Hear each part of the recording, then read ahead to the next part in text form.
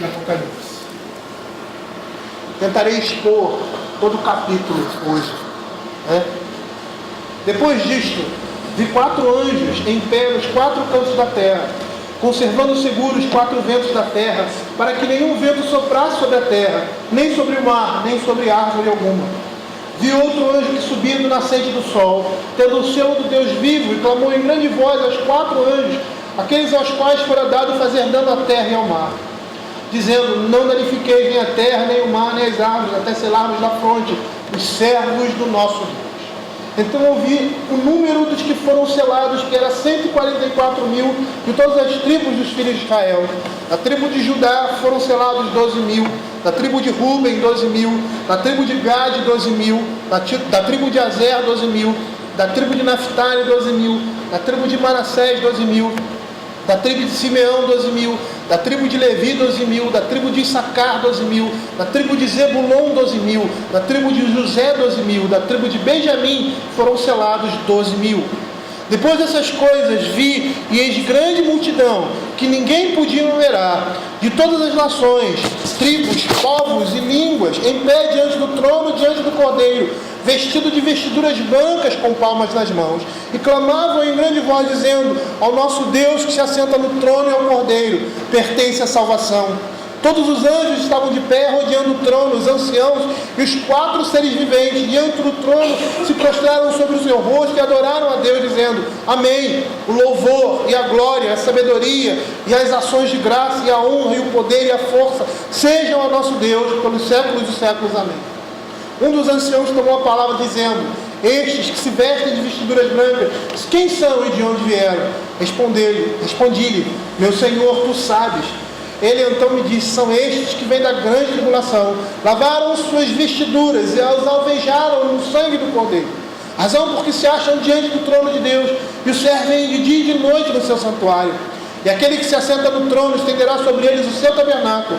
Jamais terão fome, nunca mais terão sede, não cairá sobre eles o sol, nem ardor algum, pois o Cordeiro que se encontra no meio do trono os apacentará e os guiará para as fontes das águas da vida, e Deus lhes enxugará dos olhos toda lágrima. Queridos, a primeira coisa que nós precisamos entender no livro de Apocalipse é que muitas dessas figuras, elas são figuras, e nós não podemos entendê-las literalmente. E aí está uma das grandes dificuldades do livro de Apocalipse, porque nós estamos vendo aqui 4 anjos sentados nos 4 cantos da terra, e essa é uma maneira que João usa para expressar algumas realidades. Eu não sei se tem 4 anjos sentados sobre os 4 cantos da terra. Nós sabemos que os seres celestiais, eles são uma realidade, os anjos são ministros de Deus.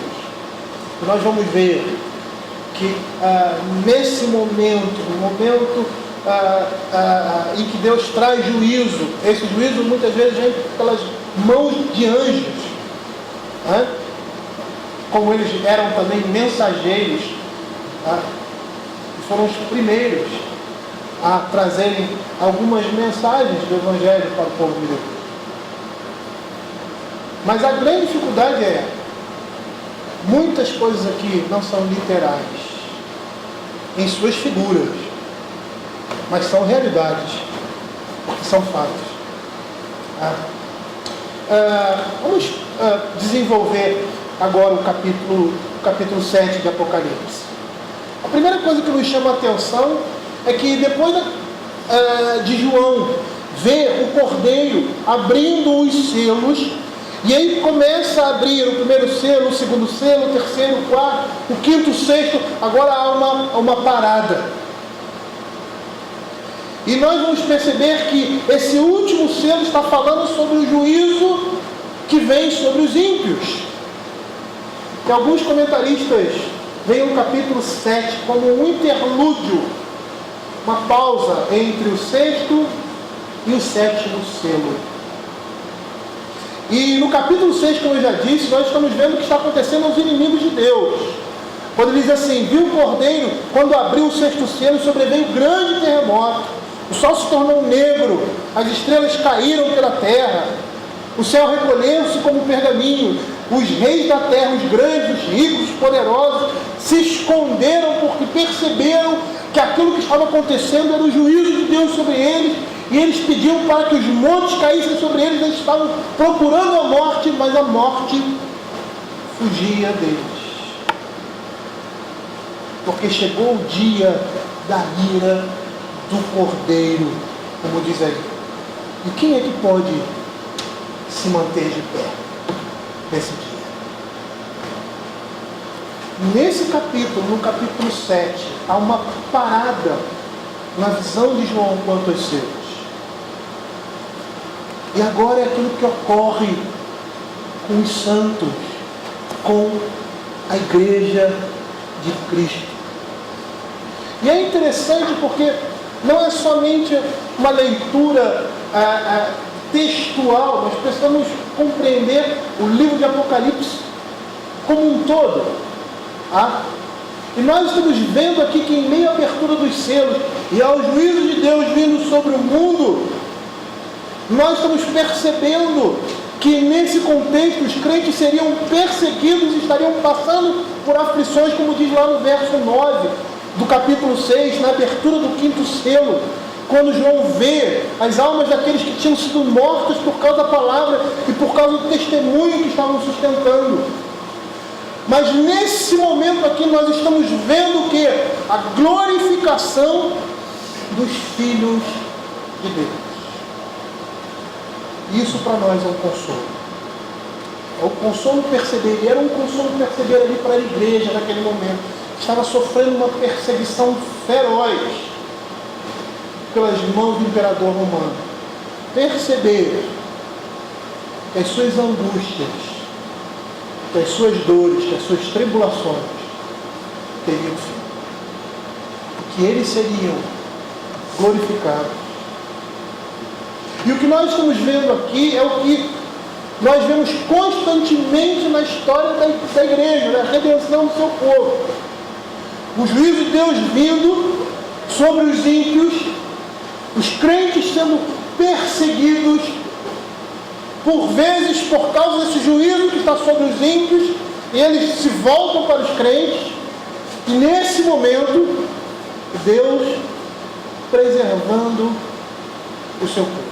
É isso que nós estamos vendo aqui. Lá no verso 3, ele diz assim: não danifiques nem a terra, nem o mar, nem as árvores, até selarmos na fronte os servos do nosso Deus. O que nós estamos vendo aqui, queridos, é que diante dessas coisas que estavam acontecendo e que vão acontecer, mesmo o juízo de Deus vindo, o seu povo seria preservado. E é isso que nós vamos perceber no livro de Apocalipse. O juízo de Deus vindo, um momento de perseguição à igreja, mas a igreja sendo preservada pelo próprio Deus, como aconteceu no Egito e até mesmo no juízo babilônico. Eu gostaria que os irmãos abrissem Êxodo, no capítulo 11. Êxodo, capítulo 11.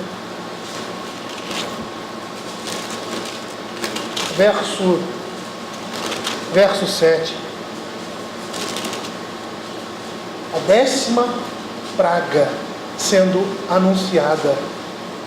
Diz assim no verso 1: disse o Senhor a Moisés: ainda mais uma praga trareis sobre Faraó e sobre o Egito. Então vos deixará ir. Quando vos deixar, é certo que vos expulsará totalmente. Aí lá no verso 7 ele diz assim: porém, contra nenhum dos filhos de Israel, desde os homens até os animais, nem ainda um cão rosnará, para que saibais que o Senhor fez distinção entre os egípcios e os israelitas.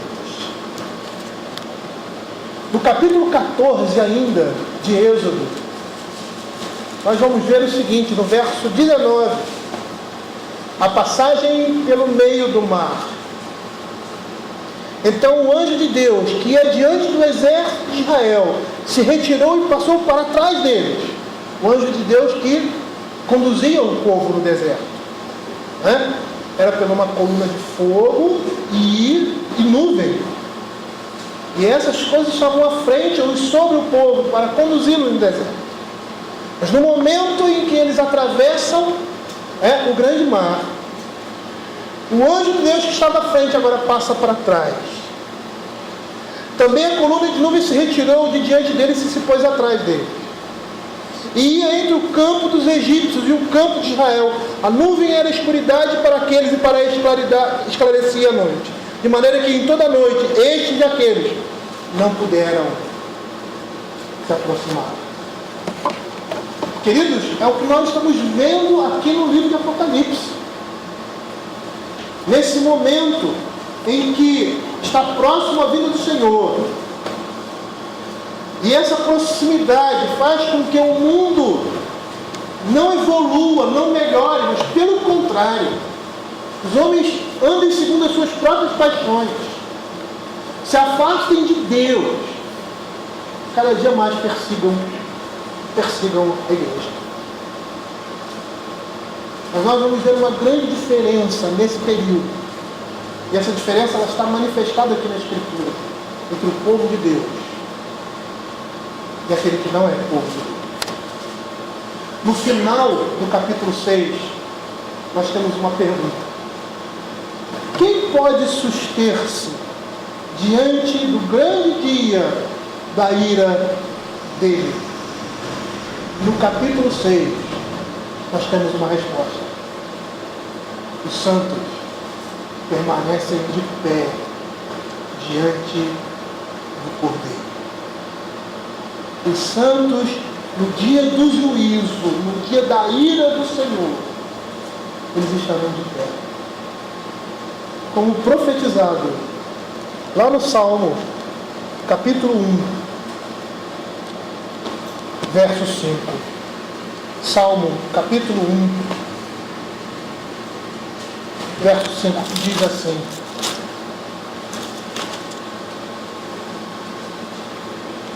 por isso, os perversos não prevalecerão no juízo, nem os pecadores na congregação dos justos. A ideia aí é ficar de pé. A palavra de Deus diz que todo joelho vai se dobrar. Eu não sei se vai ser assim, mas poderíamos figurar da seguinte forma: o Senhor Jesus Cristo voltando e todos, crentes e incrédulos, se dobrando em adoração a Deus, de joelhos, reconhecendo o senhorio de Deus. Mas os crentes, eles se levantam, e os ímpios permanecem prostrados. No dia da ira do Senhor, os ímpios não ficarão de pé. Eles permanecerão prostrados.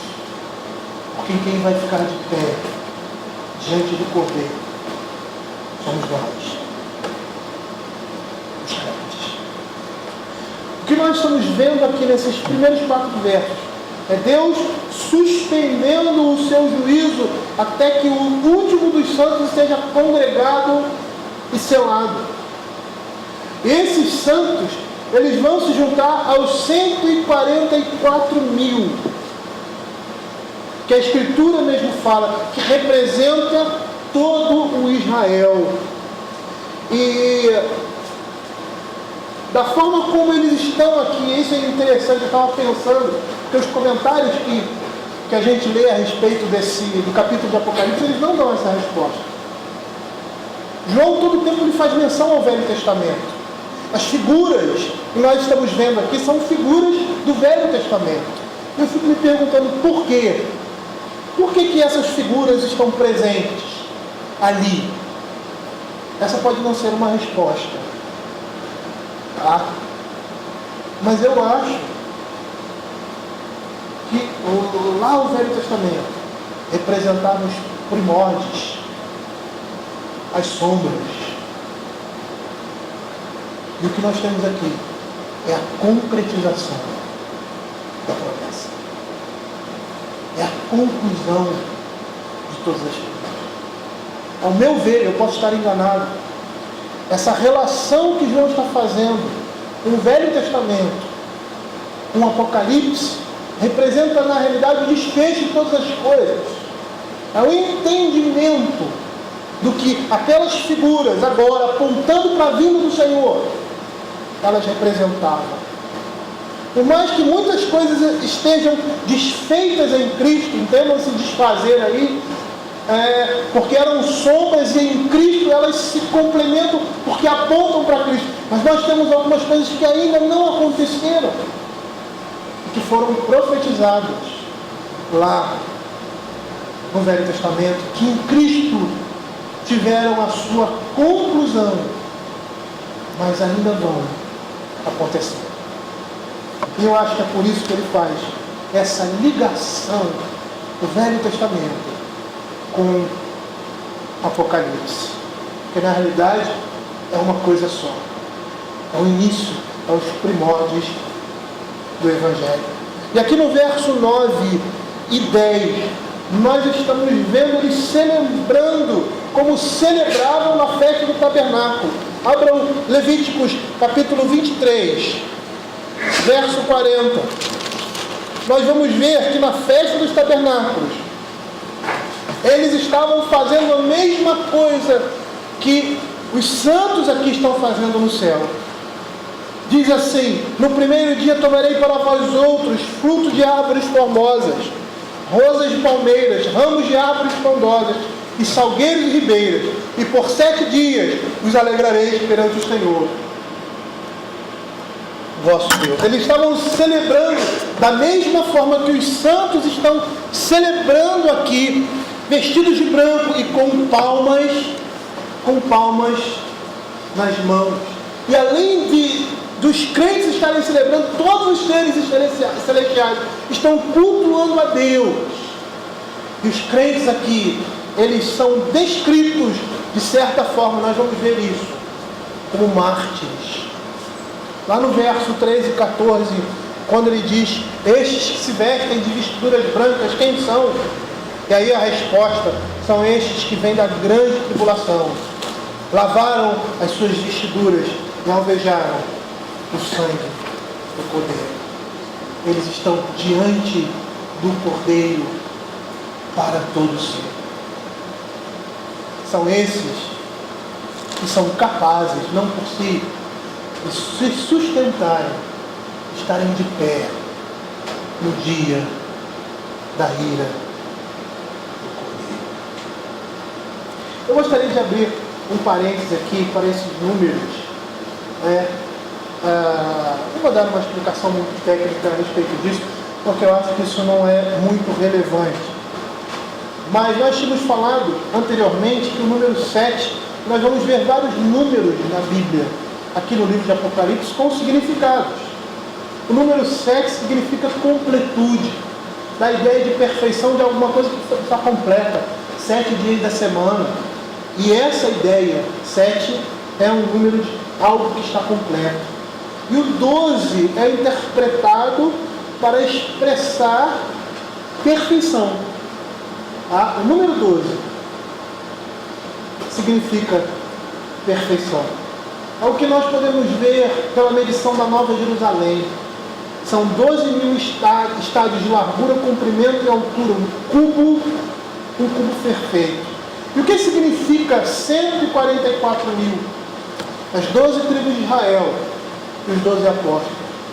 Então os comentaristas, e parece que isso é um senso comum entre eles, esse número, os 144.000, representam os 12 patriarcas, os 12 apóstolos, que é o número que dá o número 144, vai ser a representação, que é 12 vezes 12, que representa toda a igreja no tempo, tanto no Novo quanto no Velho Testamento, judeus e gentios conversos em todo o tempo, e o número 1000, que significa multidão. Então esses 144.000 representam a igreja em todas as eras os salvos, os santos, os eleitos, todos aqueles que foram recolhidos das tribos de Israel. Então, quando nós lemos aqui esse número 144 mil, se refere ao número de todos os eleitos, de todos aqueles que foram lavados pelo sangue do Cordeiro. Diante disso, vamos começar a partir do verso 1, que diz assim: depois disso, vi 4 anjos em pé nos 4 cantos da terra, conservando seguros 4 ventos da terra, para que nenhum vento soprasse sobre a terra, nem sobre o mar, nem sobre árvore alguma. A sequência aqui que nós estamos vendo se refere ao contexto imediatamente precedente, à abertura do 6º selo. E aí nós percebemos que há um espaço entre o 6º selo e o 7º selo, que vai ser descrito a partir do capítulo 8 de Apocalipse. E no capítulo 7, o que nós temos? É aqui a visão da igreja triunfante, da igreja de Cristo. E nesse capítulo há um espaço para João descrever essas 2 visões da igreja. Uns que dizem que é uma visão ideal e outra uma visão real. A igreja sendo reunida na presença de Deus. Mas antes disso, nós estamos vendo que os anjos estão ocupando 4 cantos da terra. E isso representa a criação toda a criação e as 4 direções, é que ele diz aqui. Depois disso, vi 4 anjos em pé nos 4 cantos da terra, conservando seguros 4 ventos da terra, para que nenhum vento soprasse sobre a terra, nem sobre o mar, nem sobre árvore alguma.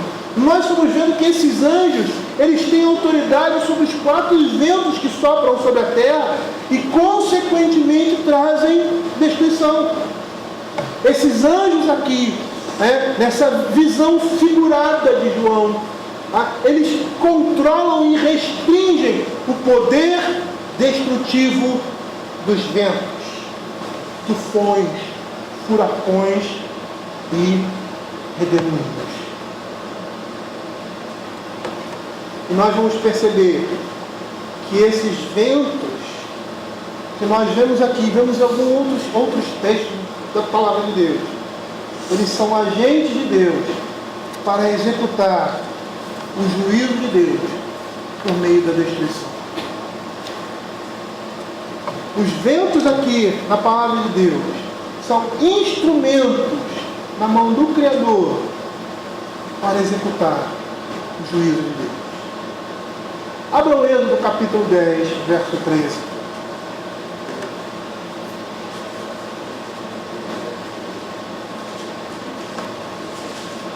A palavra de Deus diz assim: então estendeu Moisés sua vara sobre a terra do Egito, e o Senhor trouxe sobre a terra um vento oriental, todo aquele dia e toda aquela noite. E aconteceu que pela manhã o vento oriental trouxe os gafanhotos.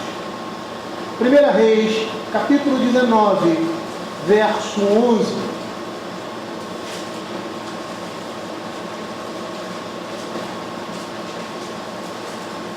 Diz assim a palavra de Deus: e Deus lhe disse: sai para fora e põe-te neste monte perante o Senhor.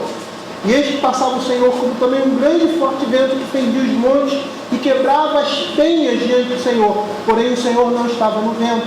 E depois do vento um terremoto, também o Senhor não estava no terremoto. E o último texto, Jonas, capítulo 1, verso 4, que diz assim: mas o Senhor mandou ao mar um grande vento e fez no mar uma forte tempestade, e o navio estava a ponto de quebrar-se.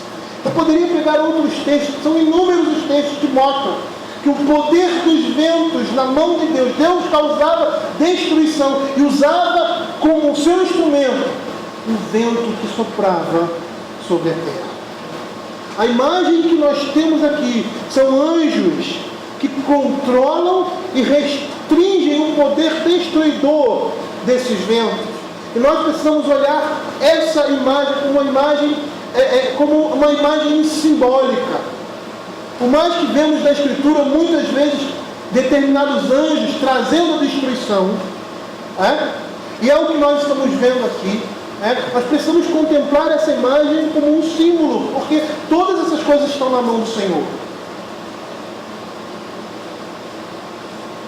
E esses anjos, eles têm um poder sobre esses 4 ventos para que eles não destruam a terra. Para que eles não destruam a terra. Até esse momento, aqui, não foi dado poder a eles para danificar algo na criação. E nós vemos isso por essas palavras aqui, que dizem assim: 4 anjos em pé, conservando seguros os 4 ventos da terra, para que nenhum vento soprasse sobre a terra, sobre o mar, nem sobre árvore alguma. E essa expressão, terra, mar e árvore alguma, ela quer dizer sobre toda a criação, a massa terrestre e oceânica e o reino vegetal. Esses anjos detinham, pelo poder de Deus, o poder destruidor que viria num determinado momento para o juízo sobre os homens. Mas parece que nós estamos vendo aqui um outro anjo da mesma categoria. Diz assim João: vi outro anjo que subia do nascente do sol. E a ideia aí é que ele vinha da parte de Deus, tendo o selo do Deus vivo. Significa uma marca que expressa o cuidado e a proteção de Deus.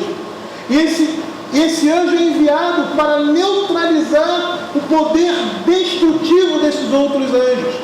E ele grita, ele fala de certa forma com uma voz, com grande voz, para que toda a terra ouça.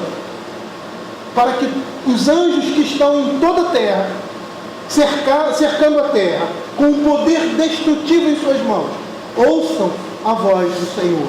Ele diz assim: e clamou em grande voz os 4 anjos, aqueles aos quais fora dado fazer dano à terra e ao mar: não danifiqueis nem a terra, nem o mar, nem as árvores, até selarmos da fronte os servos do nosso Deus.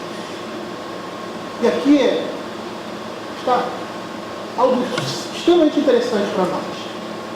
Por quê? Porque não seria permitido que eles causassem destruição. E percebam que o 7º selo é o último selo.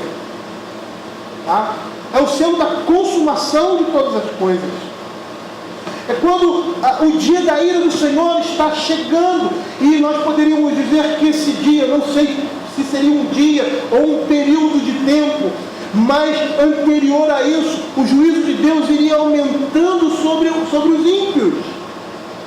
E os crentes estariam nesse mundo, estariam de certa forma também sentindo o juízo de Deus sobre os ímpios. Mas como era no Egito, lembra? Lembra a história do Egito? O povo começa a sofrer na mão de Faraó. Moisés e Arão vão lá diante de Faraó. Faraó começa a oprimi-los cada vez mais, porque eles querem sair debaixo do seu poder. E aí começa a vir a primeira praga, começa a vir a segunda praga, e parece que aquela praga afeta todo mundo, mas num determinado momento as coisas começam a ficar muito claras. E o juízo de Deus vem somente sobre os egípcios. E é isso que nós vamos ver aqui no livro de Apocalipse. O juízo de Deus é retardado para que a igreja seja salva. Não é permitido que eles causem destruição da terra, até que todos os crentes sejam selados. Nós vamos entender o que significa isso. Não danifiques nem a terra nem o mar, até selarmos na fronte os servos do nosso Deus, até que os servos de Deus recebam o seu selo. E eu creio que eu vejo nisso aqui é a conversão daqueles que ainda vão fazer parte da igreja. O fim de todas as coisas é retardado para que o número dos conservos, dos servos, daqueles que já estão em Cristo, se complete. E a igreja, com o seu número 144 mil, que é uma multidão, se feche. E aí venha o fim, venha o juízo sobre todas as coisas. E nós vemos aqui que o selo é uma marca que era colocada, que seria colocada sobre aqueles que pertencem a Deus e que são protegidos na hora da provação. Olha o que diz Apocalipse capítulo 3, verso 10. Porque guardaste a palavra da minha perseverança, também eu te guardarei da hora da provação que há de vir sobre o mundo inteiro, para experimentar os que habitam sobre a terra. No capítulo 9, no verso 4, olha o que diz a palavra de Deus. E foi-lhes dito que não causassem dano à erva da terra, nem a qualquer coisa verde, nem a árvore alguma, e tão somente aos homens que não têm o selo de Deus sobre a fronte. Nós vamos perceber, queridos, que lá nas cartas às 7 igrejas, as promessas que estão contidas ali, às vezes nós temos essa ideia, a mesma ideia do capítulo 5 de Mateus, das bem-aventuranças, né? Que o crente, um é pobre de espírito, o outro é aquele que chora, o outro é aquele que é manso. Não! Essa ideia é errada. O que nós temos ali em Mateus capítulo 5 é a característica de todo crente. Todo crente piedoso, todo discípulo de Cristo é pobre de espírito, ele chora pelos seus pecados, ele é manso, ele vai ser perseguido, ele é misericordioso. Aquelas são características, frutos do Espírito na vida do crente. Ou melhor, como a própria palavra diz, fruto é um só, que produz todas essas coisas. Da mesma forma, essas promessas que nós estamos vendo aqui, são todas promessas que nos são lançadas. Por quê? Porque nós, os santos, vamos ser preservados da hora da provação que há de vir sobre o mundo. Também nós, como diz lá no verso 21 do mesmo capítulo, nos sentaremos com o Senhor no seu trono. Também nós receberemos uma pedrinha branca. E todas as outras promessas aqui, que são direcionadas àquela igreja, uma determinada igreja, porque falava em particular sobre um problema, sobre uma perseguição, ou uma atitude de fidelidade a eles, e como recompensa, essas coisas representavam uma recompensa direta àquela igreja, num caso específico. Na realidade, o que nós estamos vendo aqui na Escritura, que todas essas promessas nós vamos receber. Nós vamos receber. Como diz lá no verso 17 do capítulo 2, darei uma pedrinha branca, e sobre essa pedrinha escrito um novo nome, a qual ninguém conhece, exceto aquele que recebe. Esse que vai receber isso também, ele também vai reger, ele diz assim, vai ter autoridade sobre as nações, verso 26 do capítulo 2. E com cetro de ferro regerá e derreterás a pedaços, como se fossem objetos de barro. Esses também serão vestidos de vestidura branca, e serão confessados diante de Deus e diante dos anjos. Esses também serão preservados da provação que há de vir sobre o mundo inteiro, e também vão se assentar juntamente com o Senhor em seu trono. Todas essas promessas estão voltadas para nós. E aqui a palavra de Deus está dizendo que nós seremos preservados no dia da ira do poder, no dia da grande tribulação. E nós percebemos aqui no verso 3, voltando ao verso 3, que essa marca trazida pelo anjo, esse selo, parece comunicar o cuidado protetor de Deus para com o seu povo. Da mesma forma que ocorreu no Egito e na Babilônia, quando veio o juízo sobre os inimigos de Deus. Por mais que estivessem passando por aflições, o juízo de Deus vinha sobre quem? Sobre Israel ou sobre o Egito? Era sobre o Egito. Nós vemos claramente a distinção que Deus fazia naquele momento, que o juízo de Deus estava sendo trazido sobre aquele povo, que oprimia o povo de Deus, como somos oprimidos hoje.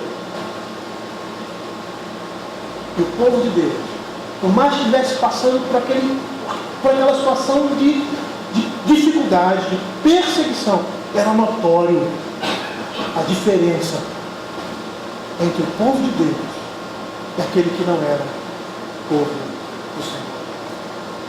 William Hendricks, ele é um comentarista desse texto, né, do Apocalipse. Ele faz um comentário do Apocalipse.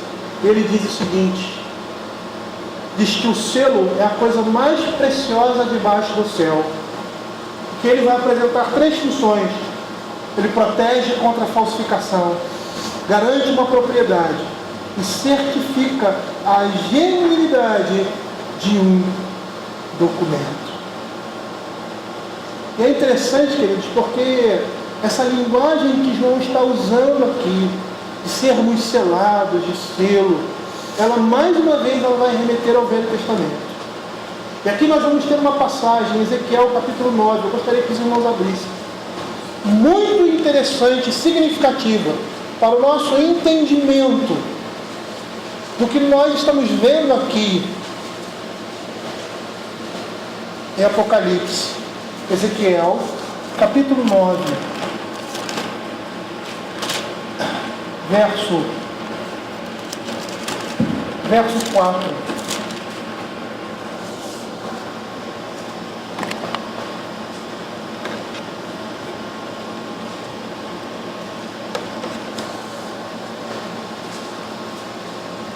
Vou ler do verso 1, diz assim: então ouvi que gritava em alta voz, dizendo: chegai-vos, vós executores da cidade, cada um com a sua arma destruidora na mão. Eis que viam 6 homens a caminho da porta superior, que olha para o norte, cada um com sua arma esmagadora na mão.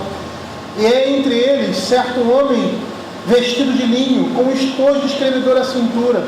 Entraram e se puseram junto ao altar de bronze.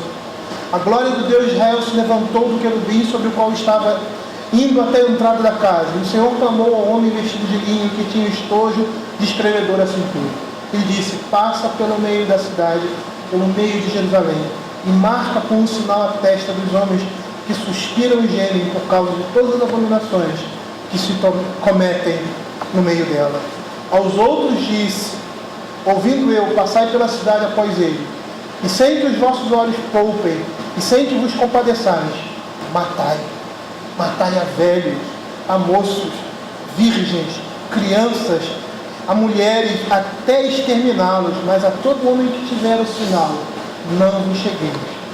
Começai pelo meu santuário. Queridos, o que nós estamos vendo aqui é o que nós estamos vendo ali em Ezequiel. É o juízo de Deus sendo trazido e o povo de Deus sendo preservado. Estes que serão selados serão preservados no dia dessa grande tribulação.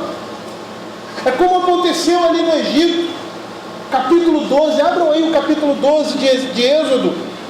O Senhor passava por cima da casa dos hebreus, capítulo 12, verso 13. E todo aquele que não tinha marca, o selo, que era o sangue de Cristo nas suas portas, o anjo da morte passava e levava o seu primogênito. Olha o que diz aqui o verso 13 do capítulo 12: o sangue vos será por sinal nas casas em que estiverdes. Quando eu ouvir o sangue, passarei por vós, e não haverá entre vós praga destruidora quando eu ferir a terra do Egito. Verso 23 diz assim: porque o Senhor passará para ferir os egípcios. Quando vir, porém, o sangue na verga da porta, e em ambas as ombreiras passará o Senhor aquela porta, e não permitirá o destruidor que entre em vossas casas para vos ferir. Se nós abrirmos também Êxodo capítulo 9, verso 4 e 6, com relação às pragas do Egito, ainda nesse contexto, ele diz assim: a quinta praga, a peste dos animais, E o Senhor fará distinção entre os rebanhos de Israel e o rebanho de Egito, para que nada morra de tudo o que pertence aos filhos de Israel. O Senhor designou certo tempo, dizendo: amanhã fará o Senhor isso na terra. E o Senhor o fez no dia seguinte. Todo o rebanho dos egípcios morreu, porém dos rebanhos dos israelitas não morreu nenhum.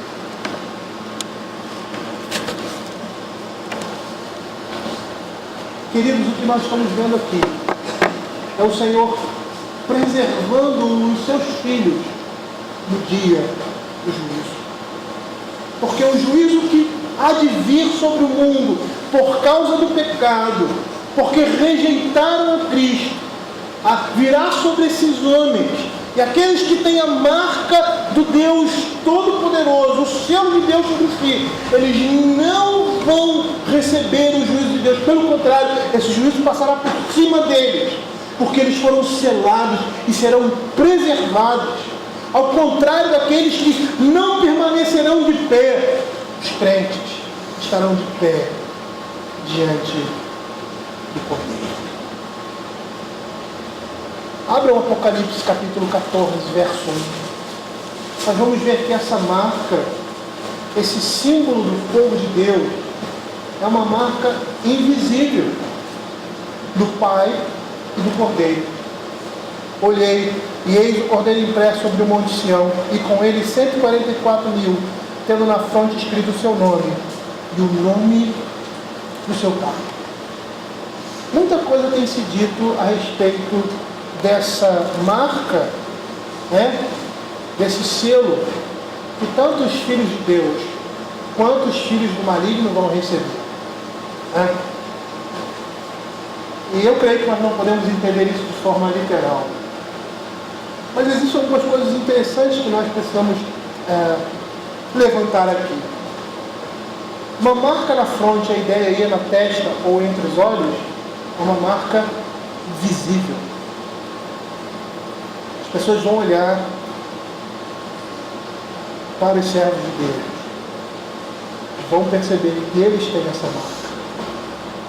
Essa marca é uma marca invisível. Olha o que a Escritura diz a respeito do Espírito Santo como selo.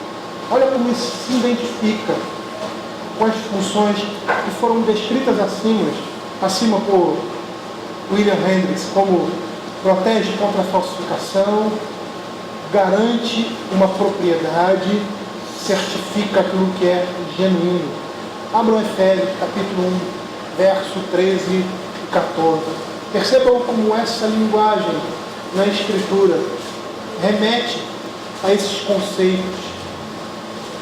Diz assim: também vós, depois que ouviste a palavra da verdade, o evangelho da vossa salvação, tendo nele também crido, foste selado com o Espírito Santo da promessa, o qual é o penhor, a garantia da nossa herança, até o resgate da sua propriedade em louvor da sua glória.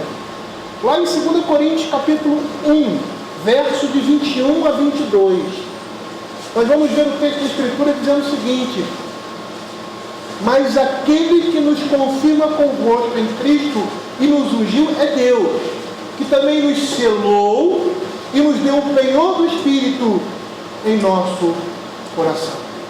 Quando a Escritura diz que nós seremos selados na fronte, os servos de Deus serão selados na fronte, na testa, entre os olhos, a ideia aí, fronte é entre os olhos, na testa. Nós podemos entender que essa marca, a marca do Todo-Poderoso, é uma marca visível, uma marca que as pessoas percebem que eles são do Senhor. Todos percebem que eles têm o selo de Deus. Queridos, eu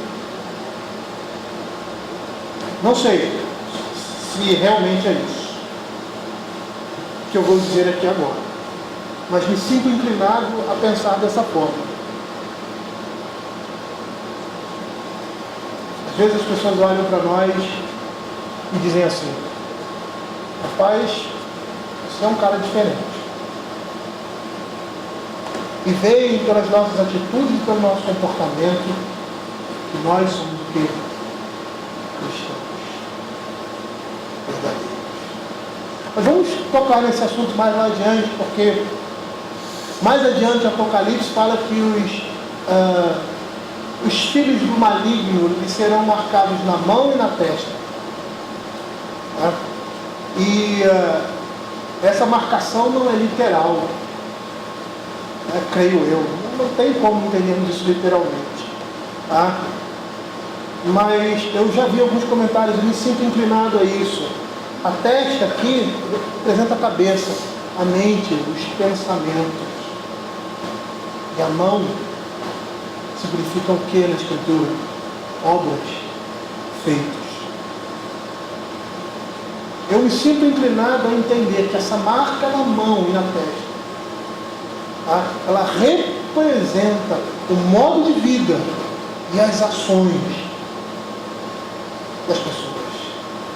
Eu me sinto inclinado, não estou dizendo que seja isso, mas me sinto inclinado a entender. Pode ser que quando chegarmos lá nesse capítulo a gente mude de ideia, pelas evidências, mas eu me sinto hoje inclinado a dizer que essa marca representa a maneira como as pessoas vivem, aquilo que elas apresentam no seu dia a dia, da maneira como elas são, porque nós somos a imagem de Deus para o mundo. Cristo deve ser visto, ele deve ser refletido em nós. E da mesma maneira que Cristo é refletido em nós, o maligno se reflete através dos pensamentos e do comportamento das pessoas. Por isso que Paulo diz que nós devemos transformar a nossa mente. Não nos deixarmos moldar pelo mundo. Porque nessa perspectiva, moldar-se ao mundo é ter a marca da besta sobre si. E o verso 4 diz assim: então ouvi o número dos que foram selados, que era 144.000, de todas as tribos dos filhos de Israel. Da tribo de Judá foram selados 12.000, da tribo de Ruben 12.000, da tribo de Gade 12.000, da tribo de Azer 12.000, da tribo de Naftali 12.000, da tribo de Manassés 12.000, da tribo de Simeão 12.000, da tribo de Levi 12.000, da tribo de Sacar 12.000, da tribo de Zebulon 12.000, da tribo de José 12.000, da tribo de Benjamim foram selados 12.000. Nós inicialmente falamos já o significado dessa numeração, desses 144.000 dividido em 12 tribos, significa todo o povo de Deus. Representa esses 144.000 a igreja do Novo e do Velho Testamento. E para um dos comentaristas que nós utilizamos para a apresentação para essa exposição, ele diz que o número 144.000 é um número simbólico que expressa uma multidão marcada por perfeição absoluta. As tribos de Israel estão aí. 12.000 de cada tribo, porque 12 era o número total das tribos de Israel. E essa lista aí já dá dor de cabeça para muita gente, porque não há um entendimento o porquê dessa lista. Essa lista que nós temos aqui é diferente das outras duas listas que existem em Gênesis 49, quando Jacó abençoa os seus filhos e morre, e em Ezequiel 48. São listas diferentes, mas o interessante é que, encabeçando essa lista, nós temos a tribo de Judá.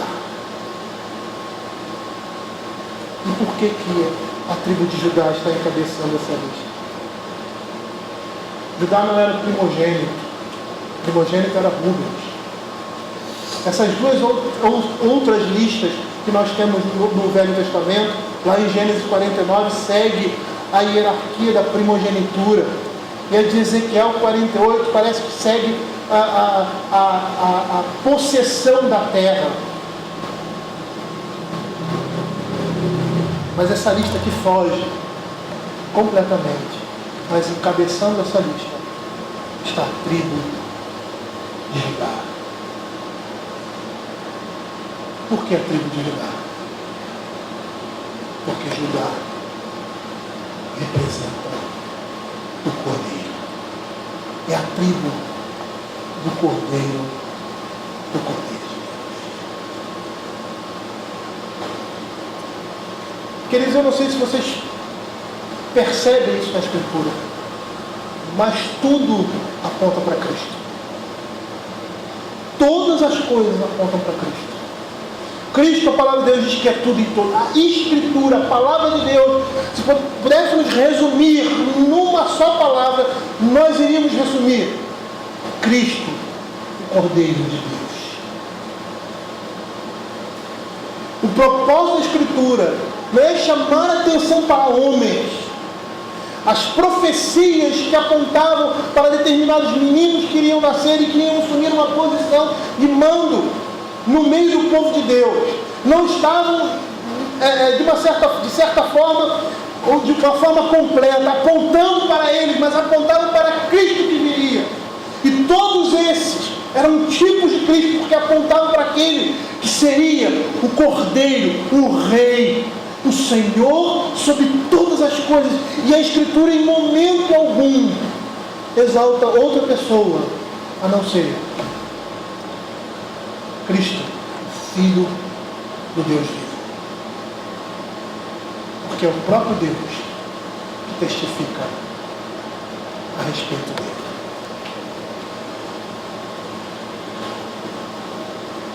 E é o que nós estamos vendo aqui.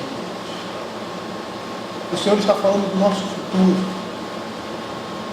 O Senhor está nesse momento em que a igreja passava por uma dificuldade tremenda, estava sendo perseguida. E não só naquele momento, como no futuro, a igreja vai passar por momentos como esse que nós estamos vendo aqui, porque está sendo profetizado, está sendo dito para nós.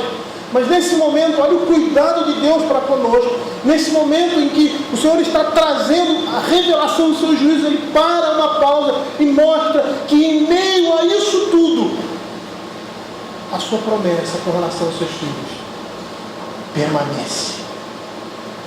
É como se você estivesse num momento de uma grande aflição. Você está vendo seu marido morrer ali, sua esposa, seu filho ali morrendo. Você sabe que ele vai morrer, ele está definhando sobre a cama. Aquela pessoa querida, próxima a você. E aí, num determinado momento, onde todos dizem, os médicos dizem, olha, não tem mais jeito, seu filho vai morrer, seu marido vai morrer, acabou, não tem jeito. E você fica naquela tristeza, desesperado, porque aquela pessoa querida vai embora. Mas se naquele momento chegasse alguém com um filme da sua vida futura e mostrasse o seu filho adulto, com família, gerando filhos, por mais que você não visse aquilo naquele momento, aquilo ia consolar o seu coração.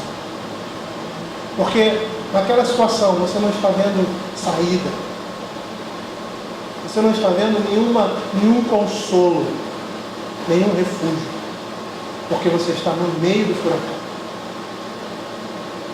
E aí você tem esse momento de alento.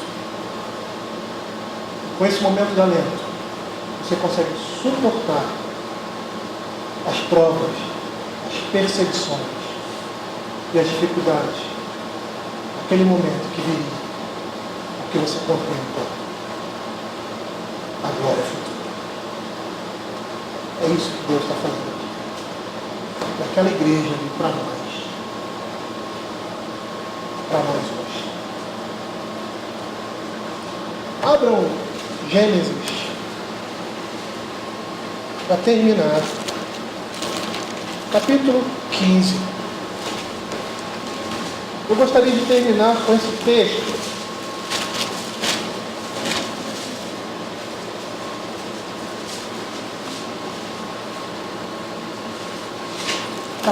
15. Verso... Vou minha Bíblia com cuidado aqui.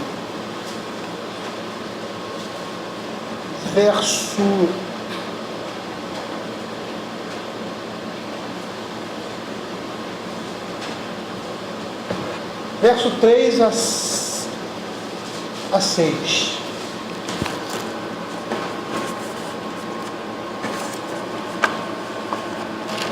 Diz assim: disse mais Abraão: a mim não me concedeste descendência, e um servo nascido da minha casa será o meu herdeiro. A isto respondeu logo o Senhor, dizendo: não será o seu herdeiro, mas aquele que será gerado de ti será o teu herdeiro. Então, conduzindo até fora, e disse: olha para os céus, Abraão, e conta as estrelas, se é que podes. E ele disse: será assim a tua posteridade. Ele creu no Senhor, e isso lhe foi imputado para a justiça. Olha o que diz Apocalipse capítulo 7, verso 9. Depois dessas coisas vi, e eis grande multidão, que ninguém podia enumerar, de todas as nações, tribos, povos e línguas, em pé diante do trono e diante do Cordeiro, vestidos de vestiduras brancas, com palmas nas mãos. O que nós estamos vendo aqui, queridos, é a promessa que Deus fez a Abraão. E nós estamos incluídos nessas promessas. E o que a palavra de Deus está dizendo aqui para nós hoje, nós vamos parar por aqui. Ela serve de consolo. Ela serve de alívio.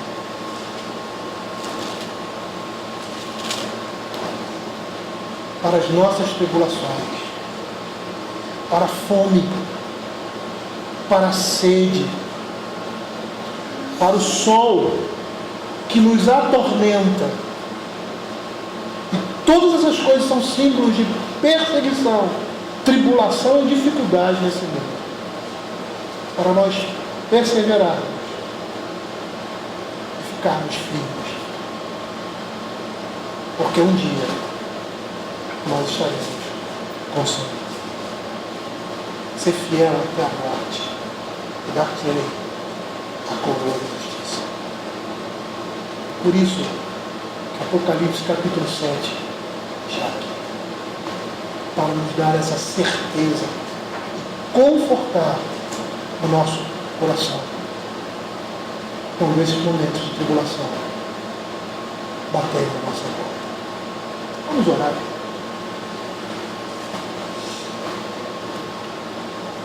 Senhor, queremos, ó Pai, te agradecer pela tua palavra,